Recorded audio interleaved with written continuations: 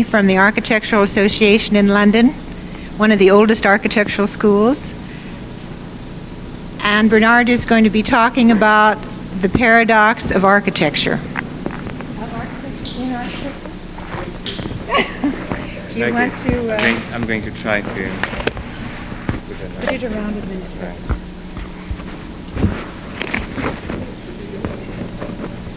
It's a very strange thing to use. Then you won't have to be concerned. Lovely. Okay. Good. Perhaps I could briefly explain, not in terms of an introduction actually, but briefly explain what brought me in LA in the last sort of 6 weeks. I've been teaching at the Architectural Association in the last sort of 5-6 years. And we have been involved in a series of work that I will be describing on the screen in a few minutes.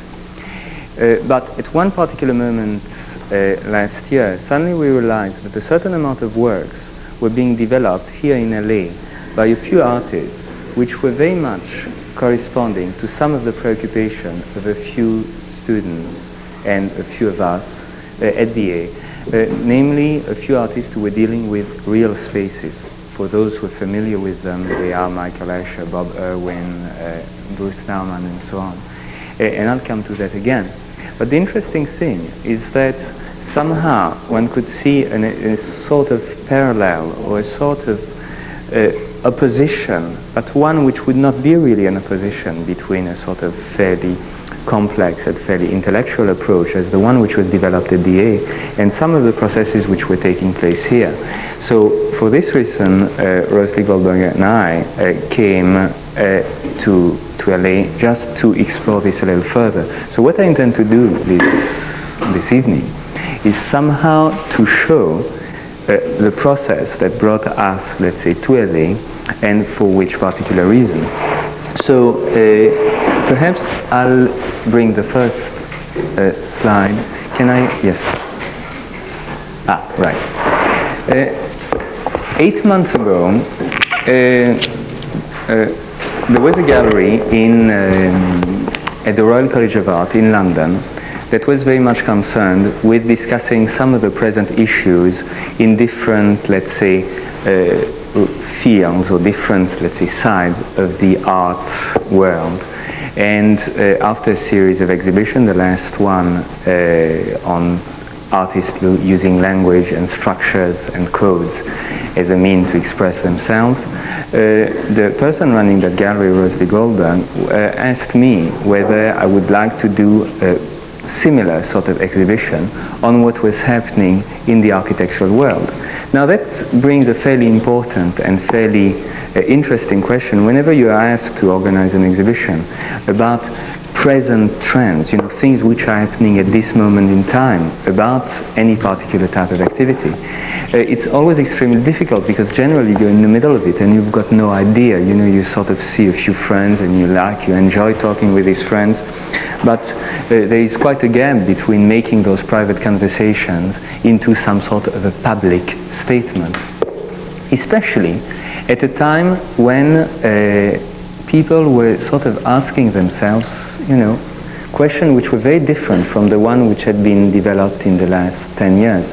Perhaps if I make a very brief, let's say, history of what happened, let's say, the preoccupation that were going on in London at DA and perhaps in some quarters of Europe between, let's say, 68 and 75, it's quite interesting to notice that in 1974-75, just as we were going to work on that particular exhibition, let's call it like that, there was a quite strong reaction against all the approaches that tried to define architecture in terms of other fields, i.e. people who tried to understand architecture in terms of socio-economics, or who tried to understand architecture in terms of sociology, or tried to understand architecture in terms of high-powered technology, and so on and so on.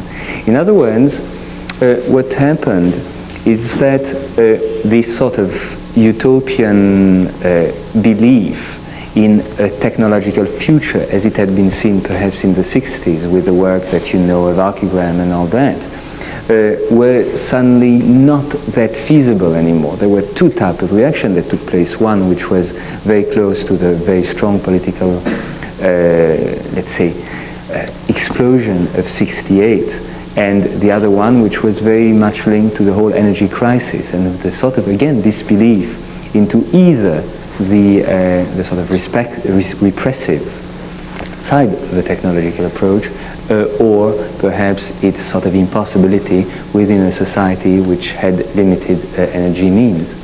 So this type of discussion, which I won't go into because it's fairly well known and it's fairly common, was simply there in order to be opposed. In other words, one didn't want to say, well, architecture is, you know, part of the realm of functions, or architecture is part of something that can be explained. For example, all of us who at the time, let's say between 68 and 71, had been very much involved in understanding what architecture was about and looked at it very strongly in political terms and said architecture is nothing but the product of a certain type of society. You know, you have a certain political system which imply that you will have a certain type of architecture and so on. Suddenly said, well, it's not as simple as that, you know. We realize that there's a certain amount of things, a certain amount of buildings and things like that, who subside or who stay throughout any type of society. And in this respect, a question was appearing.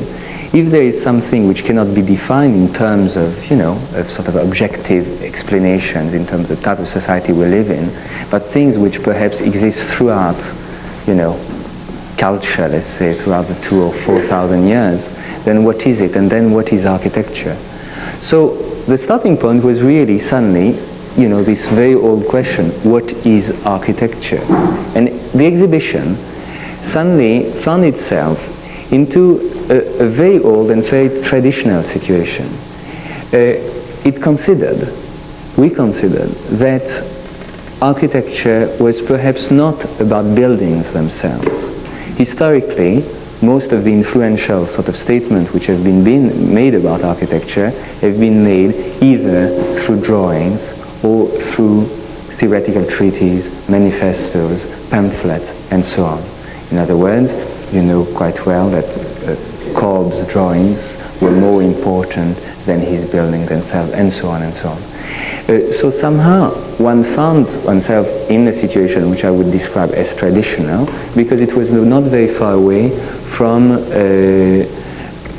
the words that Boulez used in the 18th century when he said that architecture is the production of the mind, but not the real building, because architecture is nothing, the real building is nothing like about the technical translation of your drawings or the scientific side of architecture, as he said precisely. Now, the interesting thing is that, as you would see in a while, quite soon we started to react against this particular interpretation. But at the time of the exhibition, that was very important, especially because most of the people that we decided to invite, all our friends, ourselves, were somehow, you know, all between the age of 25 or 35, ex-students and all that, and none of us had been dealing with real spaces and all working in that sort of fairly conceptual sort of area, and using words, using poetry as well as using images, pictures and all that. And so what we did, we asked each of those contributors, those architects, to present a space, a picture of a space, and 1,000 words talking in a sort of complementary fashion to the word, to the image. But very soon, as we were sort of going over the list of contributors, we found out that somehow there were a few people who were, let's say, quote, artists, who were having fairly similar preoccupation, and that we wanted to bring with us, not because we were talking about, you know, the sort of integration of art and architecture, we couldn't care less about it, but really because there were a few people who were having some sort of a common body of discussion. So what I'm going to do now, almost as an introduction to the body of the talk tonight, is to show some of the pictures of this of the exhibition. basically we sent a letter to these people explaining what it was about. I won't go into details. And precisely explaining, well, this is, you are going to work within that particular format. I bring this simply as an example of what was, what was expected from any of the participants. In that particular case is the work of an artist, a so-called narrative artist, as it's been classified by certain art critics, who work very much in that notion of a complementarity. Now, it's interesting that you cannot, in that particular case, understand the picture without reading the text. You cannot get the text without getting the picture as well. I won't stay too long on this one. I'll show you another one, again by another artist who also plays into the sort of dialectic between the two. I've got it blown up so you can see better. Basically, these were the pictures, and I'll give you a few seconds to read the text.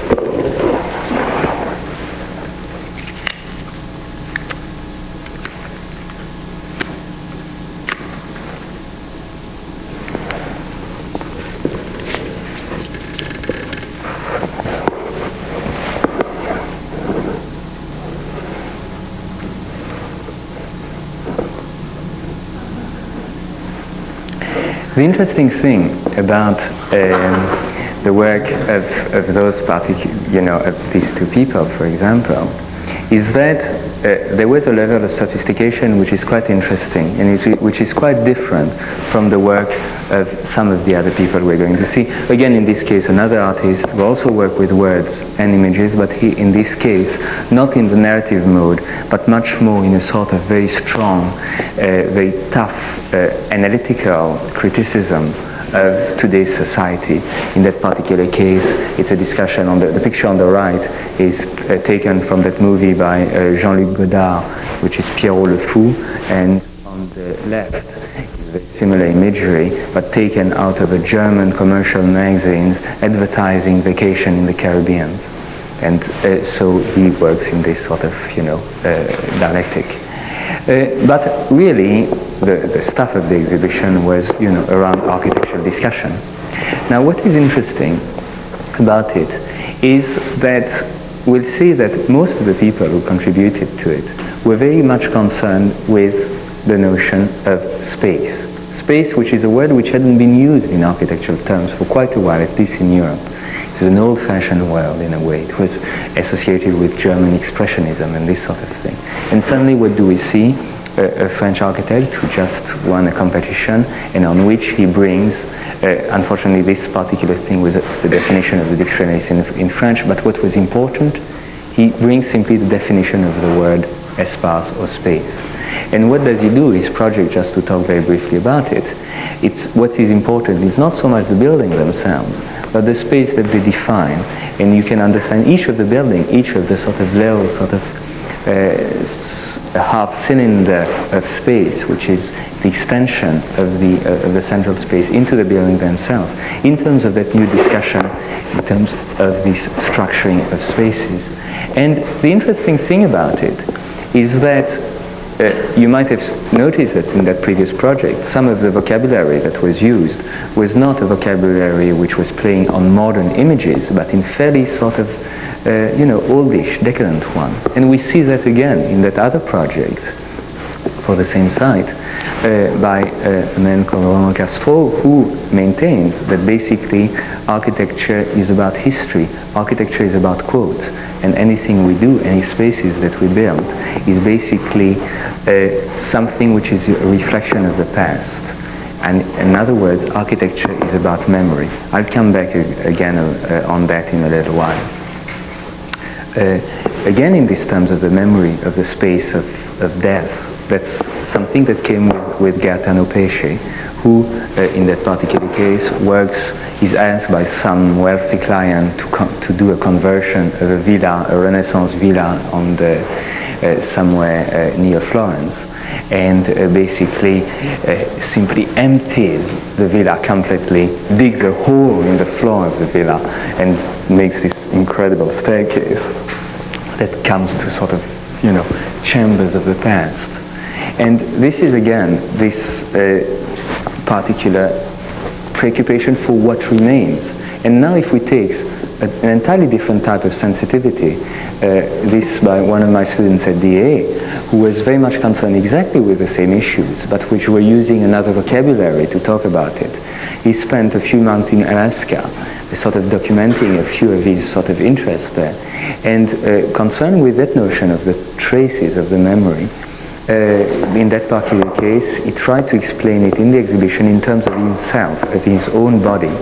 That is, he walked in the snow and documented his traces, the remnant, you know, what was left of him, saying that basically just as architecture, the only thing which counts is the thing which is suddenly embedded into the ground, because the rest of it is all change. And again, it's interesting to see that preoccupation with the notion of memory which came in the work of an artist, who again worked on one hand with space, but uses video camera in order to build up a sort of audience, or not audience, but spectator, the individual person coming into the gallery, to build up a sort of awareness of himself, but not of awareness of himself immediately like you may have in a mirror, but simply using now a system which is fairly known, which is a time delay. You have a loop inside the video thing, so that you see yourself on the screen about 2 seconds later, or you could 30 seconds later. In other words, what you see on the screen is a sort of immediate history, an immediate documentation of what you did a while before, and that sort of distanciation is again that way to make real certain action. And the interesting thing about it is that that notion of of those spaces related to what I would call the past was perhaps echoed in that particular case with the work of Nigel Coates, who was again a student at the A, who simply used 4 mirrors reflecting themselves in a sort of infinite space, which would mean nothing, but would be simply, you know, sort of a space looking at itself constantly, or in a similar fashion, but this time looking at using video projectors, basically defining a space by the crossing of those of the path of the projectors. Now, this is one particular trend, let's say. The other one was much more concerned with what I would describe as private space, personal spaces, subjective spaces. The argument behind it was a fairly simple one. It was saying that if architects throughout, let's say, the whole modern movement have always been concerned with the notion of architecture for the greater number, architecture for others, architecture as a public service, and so on, many of the young A students started to say, no, all that is bullshit. Basically, we know nothing about the greater number. We know nothing about public services. Any attempt to act as a social being, as an architect, have been doomed to failure. The only way we can act, or we can try to understand what we're doing, is by sort of looking at what we really need, what we really want. In other words, what we want as me, myself, the space around me, my own subjectivity related to a particular space, my own unconscious related to a particular space. In some cases, it took place of a sort of expression of a dream, an expression of, particular, almost a surrealistic concern, surrealism in terms of its relationship to the unconscious. In other cases, the idea was simply, if you design a space, you are going to do it for people who are very close to you, in a sort of strange way, your mother, your friend, whatever. In another sense, perhaps, the work of Ugo La Pietra, who has been very much concerned, again, with this sort of notion of the personal space, but in that case, tried to define what was happening in the city now at a city scale, and saying that basically there is a type of information, a personal type of information. I've lost my cat, for example, or I'm selling my apartment, or I'm looking for a bicycle, which is, in a city like Paris, I don't know if the picture is not terribly, the set of pictures is not terribly readable, but each of those vertical lines correspond to pipes. In Paris, you have rain pipes going on in front of each buildings, and these rain pipes carry all this sort of information, you know. I'm looking for my little bird that I've lost, or my cat, or I want to buy this and that. And he was saying that this type of private information was nothing but what defines the space of the city. So again, that expansion on the notion of private, the notion of subjectivity. And here, in the work of Franco Vicari, who this time is an Italian artist-architect, who considered that the best way to talk about that was to build a real space, a sort of black. He did a series of one which was a black space, another one which is a sort of Geiger environment that you can read only with the help of a Geiger counter and all that. So not only trying to talk about other means of perceiving space, but also in terms of the sensuality of one's own body, in terms of how you touch things and so on. So what one sees now with this particular exhibition is really two strong poles. One that deals with the notion of memory of the past, and the other one which deals with the notion of private space, with the notion of the expression of one's own subjectivity in terms of one's role as an architect. Now the interesting thing about it, there were other contributions who for some reason or another do not fit in any of this category or this way to give an interpretation to the exhibition. But I think that was fairly important and fairly typical that there was that split. And I think that was extremely characteristic of the period we are in. And this is now what I'm going to try perhaps to discuss in terms of a slightly wider series of questions, which I would entitle as a sort of total overall umbrella, the paradox of architecture, or the architectural paradox. When after the exhibition I was asked to write an article for a magazine called Studio International, and I started to do the article simply by asking myself a series of questions, about 200 questions, which were, which I thought were somehow, each question was leading to the next, and which were ordered in a sort of pastiche of Wittgenstein. And basically, I'll just discuss that first question, or not quite, but the first here, which I considered perhaps being actually summarizing some of the problem that we were facing. If you see this notion, if architecture is the art of making space distinct, is it also the art of stating the precise nature of space? Now let me explain. If you look in a dictionary and you try to find what defining space means, if I say I want to define space, it means two things. It means on one hand to make space distinct, to use physicalities, walls or whatever, boundaries, physical boundaries, in order to make that space distinct. But at the same time, to define space means to state the precise nature of space. What is space?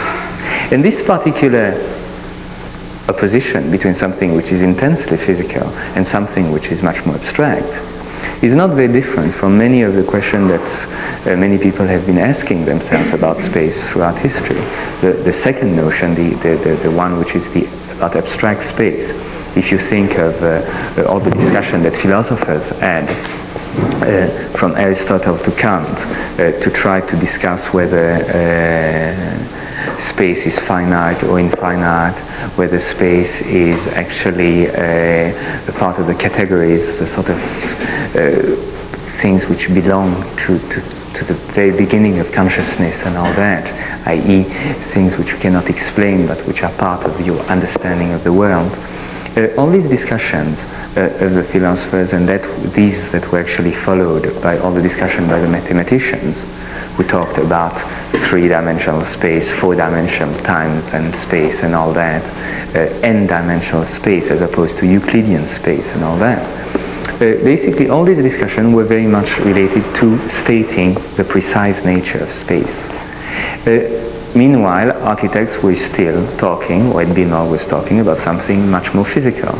Whether one goes, just it's easy perhaps to relate to a discussion during the modern movement with historians like Siegfried Gideon, who were introducing notions, trying to talk about the history of architecture in terms of the history of spatial concepts, i.e.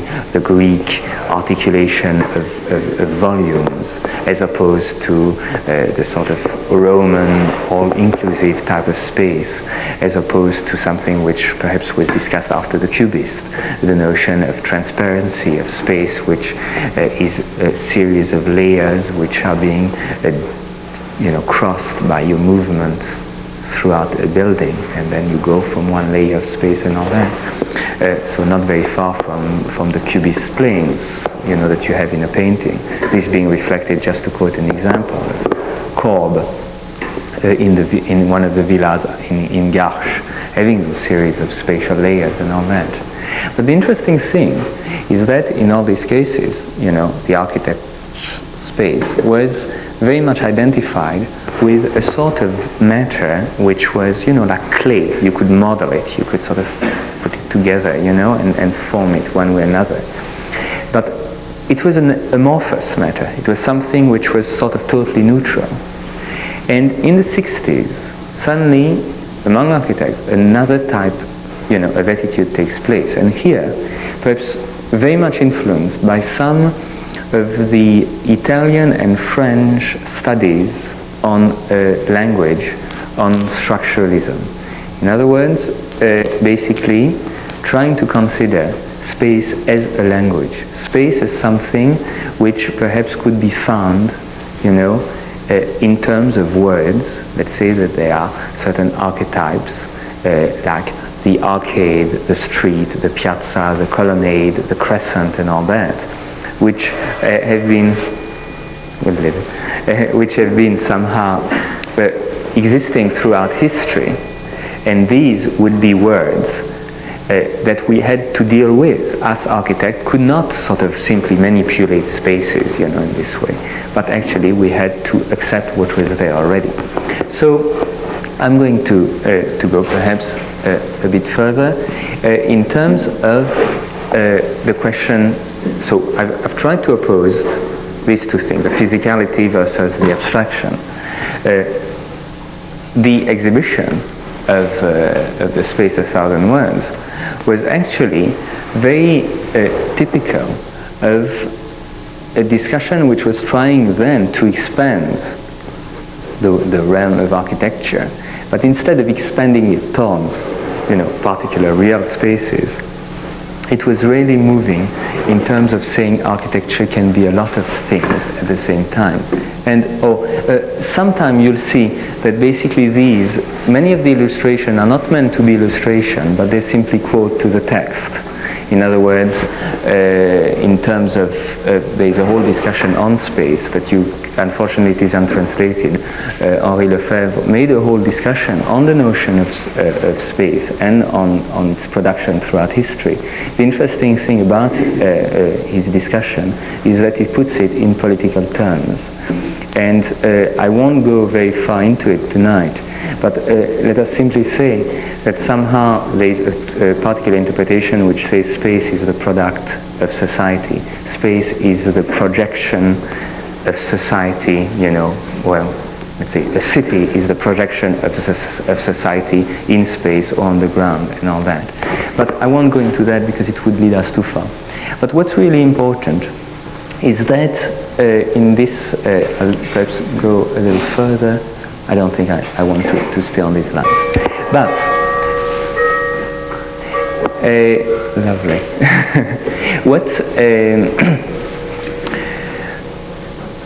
Now, at the end of the 60s, again in Europe, one sees two attitudes. Now, purely architecturally, let's go away from the discussion between the abstract and the physical one. One which was saying that architecture is everything. Architecture is basically if I don't accept that the instruction of clients, if I say that the type of building that I'm supposed to make in terms of my role as an architect in society is a type of building that I disagree with, because they reflect a particular type, of social or of political system, then many of the people, again, very sensitive to, for example, the 1968 events in France, decided to say that we are still architects, we love it, but somehow we don't be simply the servant of a system we disagree with. Therefore, we have to expand the definition of architecture. We have to expand it in such a way that we can do other type of things.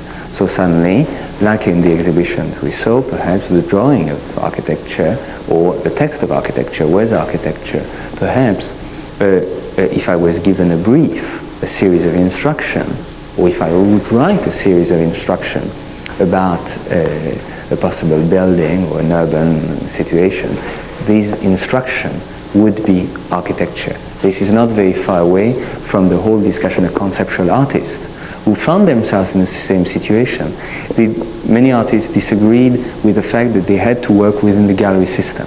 That basically they were producing within a very sort of rigid, very structured context, which implied that their work would be sold as sort of, any consumption merchandise. And they said we must go away from that. And some of them discussed it in terms of giving instruction about pieces which were either so large or so impossible that basically they could not be sold and bought. Like, a line which is 200,000 miles long. Take a line which is so long, take a line for a walk, and things like that. In other words, they were trying to escape the gallery system. But immediately it was reintegrated as, you can sell instruction, you can frame them in a piece of, behind a piece of glass. So the same thing happened to architects. Architects like Super Studio, who were saying, that basically everything is architecture. I being here, walking around, talking, I am architecture. And who were playing, some of the things that you see here, or with the ideal cities, which were very ironical statement, was again something which was trying to expand the limits of architecture. Same thing with archism. Now, the interesting thing about that is that this particular notion was making raising a very important question. If you say, if everything is architecture, then the question is, how is it different from any other human activity? Then everything is architecture. So what is specific to it? And this particular question about the specificity of architecture was not very far from something which is very old, which is a whole discussion, a philosophical discussion by Hegel. You may remember that Hegel wrote a treatise on aesthetics, and he was trying to find out what was art, and he defined in a very sort of conservative way, which perhaps is part of the time. He tried to define what he called the 5 arts. The first one, in a sort of hierarchy, the first one was architecture. The second one was sculpture. The third one was painting. The fourth one was music. And the fifth one was poetry. Now, the interesting thing about it is not so much that it's a fairly sort of conservative classification. If Hegel had lived in the 20th century, certainly would have added perhaps cinema as an art form itself. No, what's interesting about it is the question that he started to ask himself in terms of what architecture really was. Because he said, what's the difference between architecture and a building? So he said a building is actually about satisfying a certain amount of needs, whether they are protecting yourself against the weather or a whole series of functional needs. There are a series of requirements, and you have to solve those functional needs. This architecture is utility in a sense. And he said, actually, all these objective criteria, these requirements, they have nothing to do with architecture. That's about building. You know, that's simply something that I can explain. There's nothing magic about it. That's simply about building. But what does distinguish architecture from building? And then he was very embarrassed. It's a sort of very short text where he can't get it out, and he gets to the point when he says that architecture is the artistic supplement, which is a very strange thing. Or perhaps in a slightly better way, he says architecture is what remains when one has taken away everything. You know, if you look at a building and you take everything that is being motivated by any sort of objective reasons, i.e. such as, you know, piping or structural requirements or functional requirements, if you take all that away, what's left is, let's say, architecture. Now, that's totally the opposite, let's say, of the notion of architecture is everything. What's interesting is then when one tries, you can try to imagine that, to find out a building, or I mean a piece of architecture which would have absolutely no such thing as function or whatever. And Hegel asked himself this particular question, and he doesn't get to anything else but, you know, the tomb, the monument, and all that. Now, the interesting thing about this is that this discussion about what is architecture when you take it away suddenly was re-emerging, or has been re-emerging in a sort of group of people, some friends in France or in Italy or at the A. And basically, this type of, let's say, of question was trying to say that perhaps architecture is a language like any other, with, again, as I said, those elements which are streets, piazza, crescents, and all that, the door, the window. And here, I'll leave that aside. I'll just show you a couple of examples. 3 years ago, in Milan, there was an exhibition called Architettura Razionale, Rational Architecture. The attempt was made by that man, Aldo Rossi, to try to define what was architecture in terms of something that could not necessarily be related to those functional requirements, but something that one could see, you know, throughout history as a series of constant elements, a series of archetypes, such as the window, the column, and all that, the wall, and this particular manipulation. What's that's mentioning thing. Many projects were done along this particular type of approach. That is, in that particular case, Leo Crea, who just try to move to there,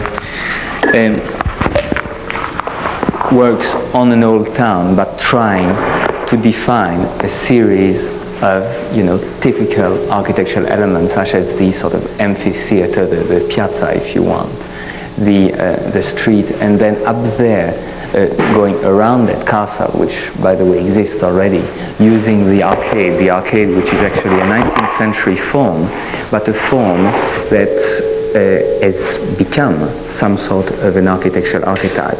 In other words, these would be a discussion on forms which would be used like words, but not discussing their meaning.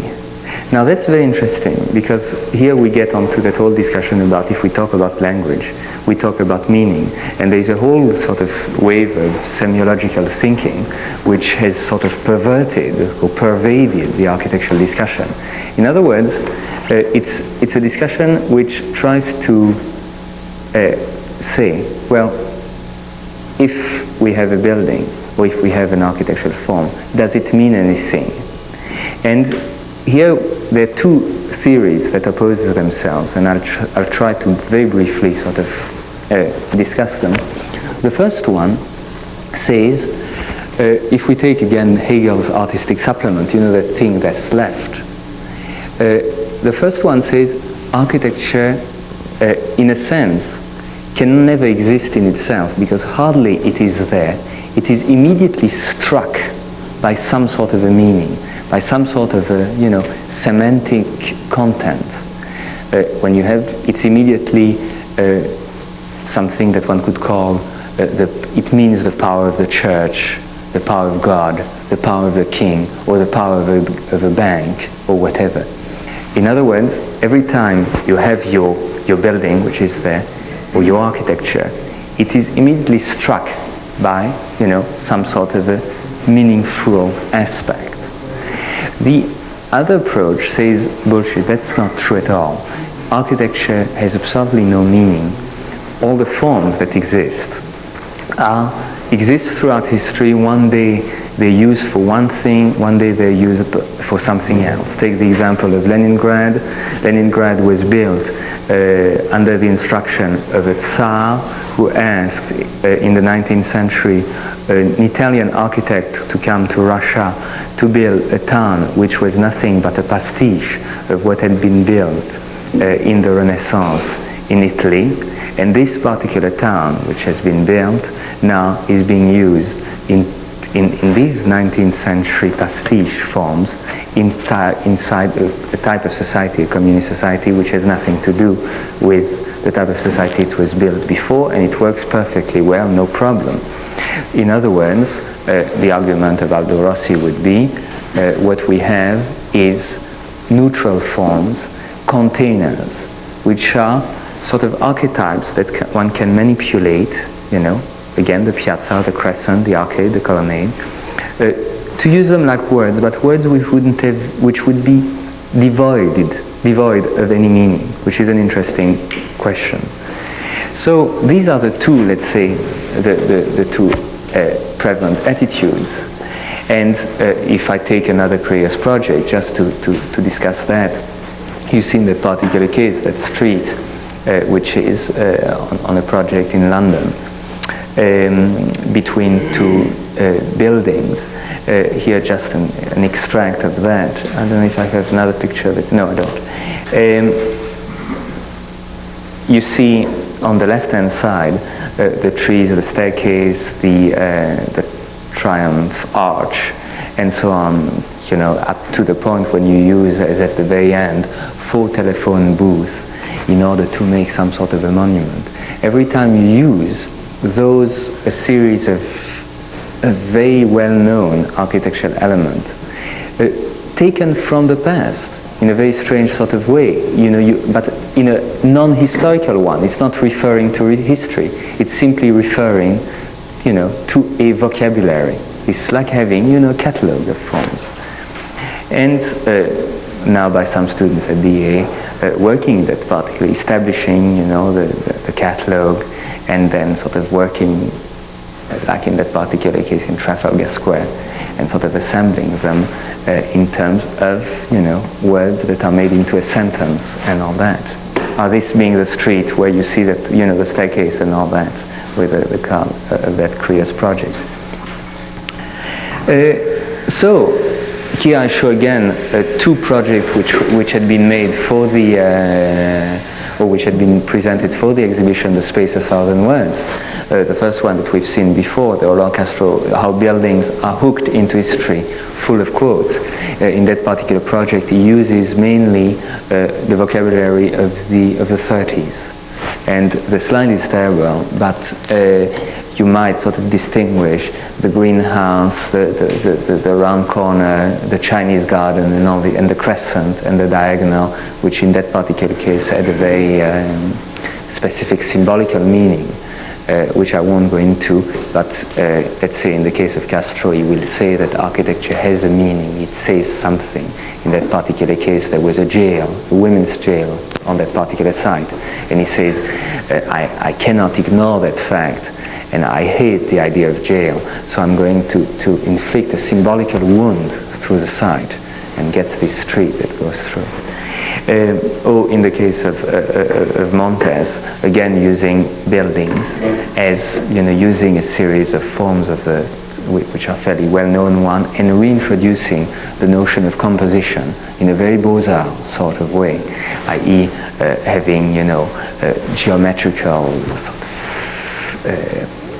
tracé géométrique, as it was called, trying really to use geometry as a means to compose architecture and all that. So, in other words, one sees, perhaps to sum up, that first series of projects that are discussing the notion of architecture. One sees something that I find quite interesting. That is something that relate not really with real or to real spaces, but rather tries to understand what is architecture, to try to see, what is space. Is it really something that is a product of history and all that? In other words, all these projects are really questions. They're questioning the nature of space. But they're questioning it within the realm of rationality. They're questioning it very strongly within perhaps the most sort of perfect, pure capacities of reason. And perhaps to use an analogy, I would say they're like the pyramid. They're a perfect sort of construct. And perhaps I could say, well, I'm getting tired of it, It's fine. But there's something which is not there, perhaps which correspond to what we were talking before about this physicality. Now, if I try to, again, the return to language, I won't go into that.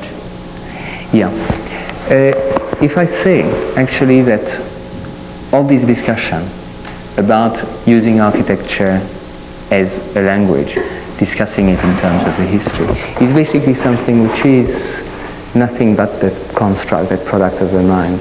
And that if, for example, I walk, on the beach, or I get into the freeway, I get a sort of sensation, I get a certain experience of a particular space. I get something that I cannot explain with words, or in a very difficult sort of way. There are certain things which are slightly different, whether I walk on the part which is, right by the beach, or if I walk in the bluffs.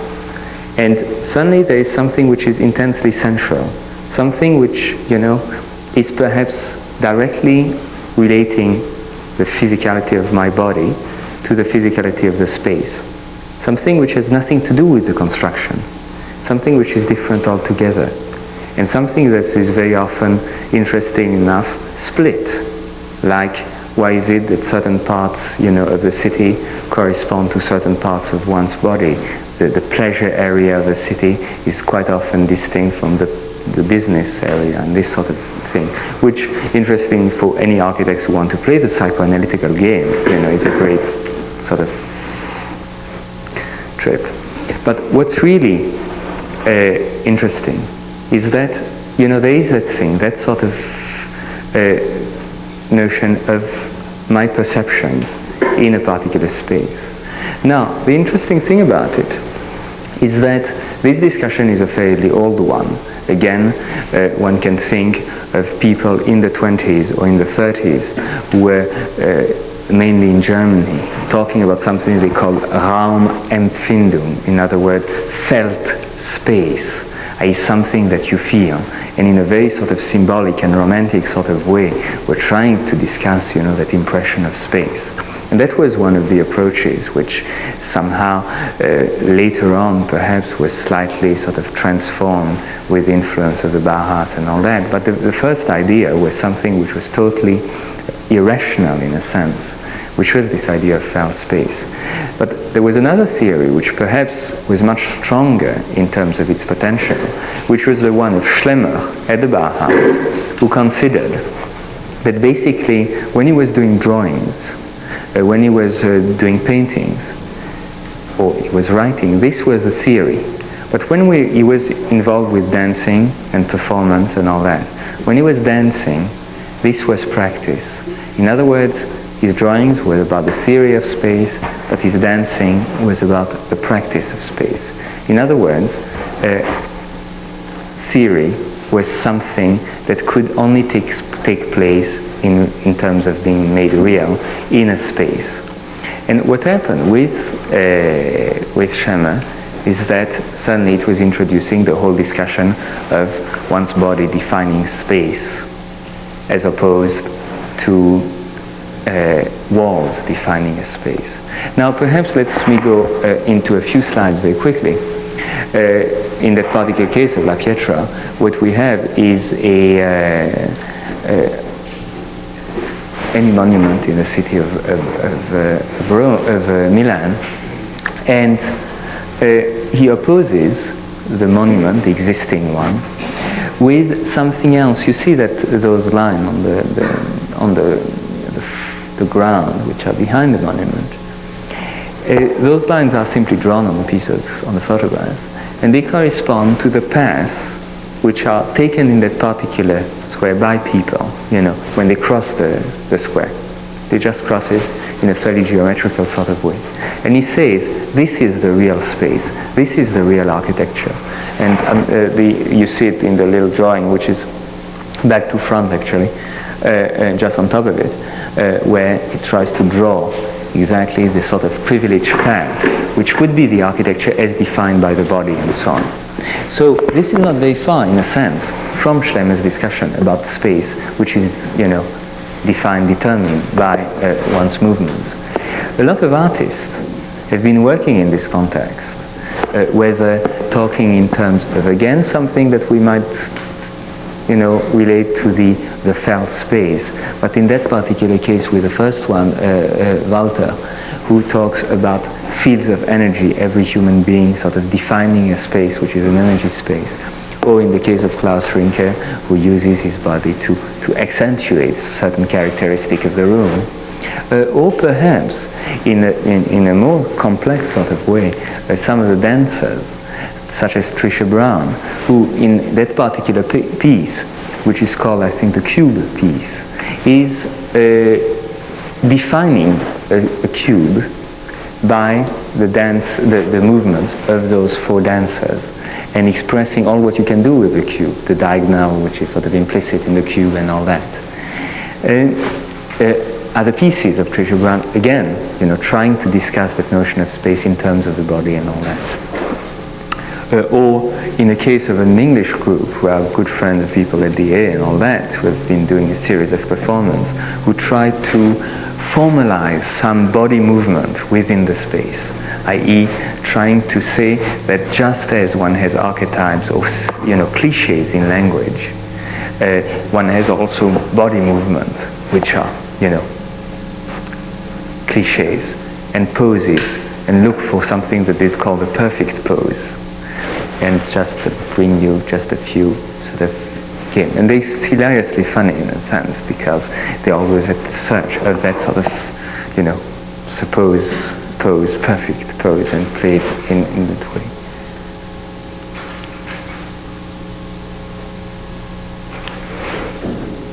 Now, this discussion, perhaps, of the relation between the body and the space, it can be seen perhaps in slightly different ways. If you take Bruce Nauman, or perhaps I'll go immediately, let me see, yes, let's see, no, I'll count, right.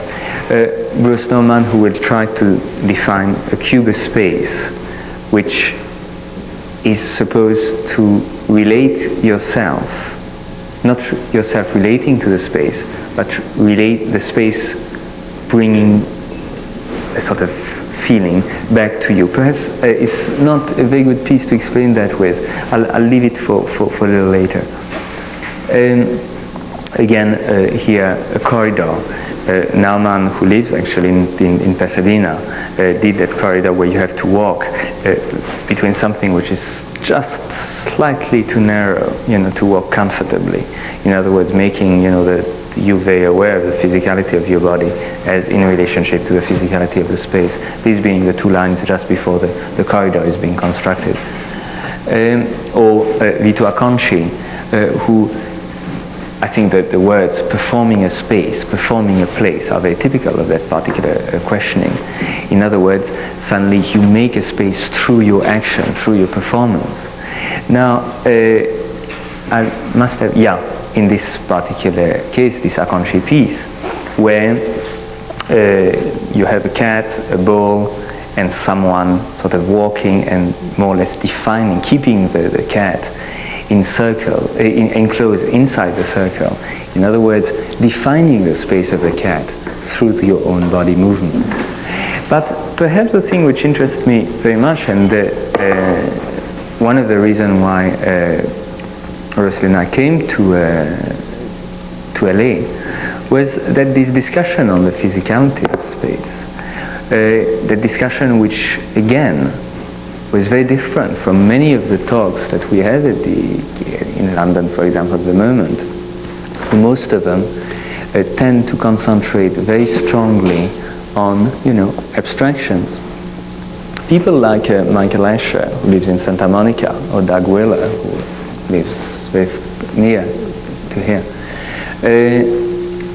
What they're trying to do in those particular spaces which have been built, they try to build a space which one could describe as a, let's say, to quote Germano Cellan's word, the art historian, a deprived space, i.e. a space which has absolutely nothing in it, which is so neutral that, and so impossible really to find out, where it starts, where it ends.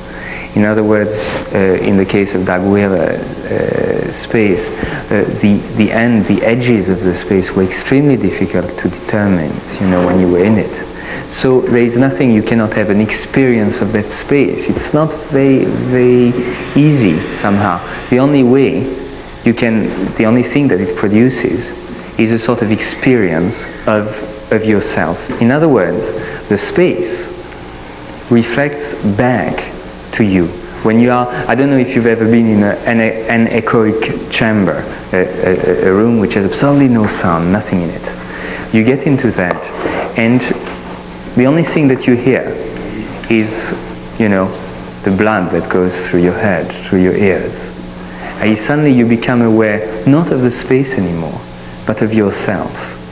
And this sort of reflection of the space, bringing it back to you, to what you are, is very much perhaps one of the extreme situations, perhaps, of that real space that relate to one's reality. Another piece by Akonchi, I won't go into that, drawings upside down. Some A students, like this student who just finished this year, Derek Revington, he's the same one who did this piece in Alaska, the snow traces. Here, again concerned with the traces, he walks, he takes a particular space, which I think I should have pictures of it here, right, in London, a burned down warehouse, and start here to walk through it and to document his movements, trying to define sort of preferential routes which are related to a certain unconscious sort of notion, and then slowly build something, a certain type of definition of the space. Very interestingly, today you see those white marks on the ground, which are chalk marks and all that. And so this was, the final product that he had as his sort of diploma submission. Today I was in San Diego at I went to see the Salk Institute, the Crown building, and in the ground floor, sort of below the court, just on the side, there was, in the main sort of laboratory building, there was that empty floor which hadn't been used yet. And it was quite interesting that they were getting it ready to put some partitioning, some walls, in a sort of fairly complex system. It was sort of based on a circle, and then like you split a cake, in different sort of quarters. And there were lines on the floor which then had been marked with white paint, and then there was white paint, and then a black pencil line on top of the white paint, and then the workers were coming and putting that sort of aluminum piece holding this small partitioning and then shooting the nails into the thing. But basically the thing was looking very much like that. It was almost simply the trace of the space before it would be there. And it was exactly this sort of thing. And here, perhaps you can see some of the movements as it started to do, you know, sort of, and giving some sort of symbolic meanings in terms of the column and all that. I think in that particular case, he's very strongly influenced by some Eastern type of I wouldn't call it mysticism, but I think it's important here to introduce that word, because if we talk about those people working in terms of the empty space, there's another Los Angeles artist called Eric Orr, who is very strongly influenced by all the Zen Buddhist discussion. But this is only one aspect of it, because most others will tend to talk much more in terms of, you know, something which is not mystical at all, but intensely physical. Now it's interesting. I'll just show you quickly a few students' work of students of my unit, who were very much concerned with the discussion of the space and one's body in it. In that case, Robusto, who was trying, you know, to play between himself and a particular space, or in a totally different sort of way in that particular piece, which was happening in the same warehouse as the previous one. He defines a series of elements that you have here, and then gets away with his body itself, and that I'll come again to that point of talking about the physicality of the space, but not being there really. And here, these elements that we saw, this in this particular case, he considers them as so-called energy fields, and then brings them into that particular space as something which could be mistaken for a piece of sculpture, but which sort of symbolic meaning is much sort of stronger in a sense, and which is again a way to define spaces, the ropes, those sort of those bags, which again are intense points. Now, that first part